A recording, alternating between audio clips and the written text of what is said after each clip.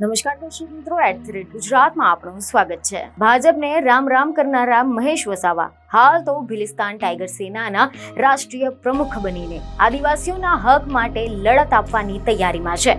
જી હા, કારણ કે એવા સમાચાર સામે આવ્યા છે કે જીએમડીસી લિગ્નાઇટ પ્રોજેક્ટને લઈને મહેશ વસાવાએ મોટું એલાન કરી નાખ્યું છે। વાલિયા ઝઘડિયામાં લિગ્નાઇટ પ્રોજેક્ટ છે તેના વિરોધમાં તેમણે 1 જૂને વિશાળ રેલી યોજવાની જાહેરાત કરી છે અને આના પગલે રાજકારણમાં ભારે ગરમાવો જોવા મળી રહ્યો છે। આના અગાઉ તેમણે મનરેગાના કૌભાંડમાં તેમના સમર્થકોની સાથે બેઠક કરી હતી, જેમાં તેમણે ગુજરાતમાંથી ભાજપને ઉખેડી નાખવાનો નિશ્ચય કરવામાં આવ્યો હતો। હવે જો આપણે આના વિશે ડિટેલમાં વાત કરીએ તો સમાચાર એવા મળી રહ્યા છે કે અંબાજી ઉમરગામ સુધીના આદિવાસી વિસ્તારમાં આદિવાસી સમાજના હક નવયુવાનોને ખાસ કરીને જણાવું છું કે આપણા ભવિષ્ય અને આવનારા જે છોકરાઓ છે એનું ભવિષ્ય એમના માટે આપણે બધા લડીએ છીએ। અને બીજો એક પ્રશ્ન આપણા માટે બીજો પણ એક છે કે ઝઘડિયા જે ગાડી આવી છે એની અંદર આટલા બધા શિક્ષિત બેરોજગાર તાલુકાઓની અંદર છે, ઝઘડિયા, વાલિયા, નેત્રંગા અને બીજા ડેડિયાપાડા, સાગબારા કે બીજા ભરૂચ જિલ્લામાંથી એ લોકોને 80% નોકરી મળતી નથી।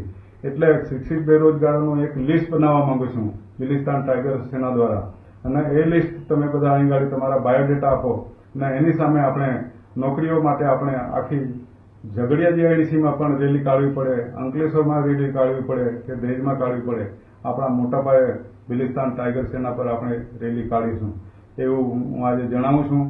અને અધિકારીઓ માટે ભીલિસ્તાન ટાઈગર સેના અવારનવાર અવાજ ઉઠાવતો આવ્યું છે, જેમાં હવે જીએમડીસીની લિગ્નાઇટ પ્રોજેક્ટ માટે ભરૂચ જિલ્લાના આદિવાસી વિસ્તારમાં આવેલા વાલિયા ઝઘડિયા તાલુકાના 20થી વધુ ગામો વિસ્થાપિત થનાર છે, જેમાં 3000 હેક્ટરથી વધુ જમીન સંપાદન કરવામાં આવશે, જેથી કરીને વાલિયા ઝઘડિયા તાલુકાના તમામ ખેડૂતોની સાથે જીએમડીસીએ લોક સુનાવણી યોજી હતી, પરંતુ તમામ ખેડૂતોએ તેનો વિરોધ કર્યો હતો।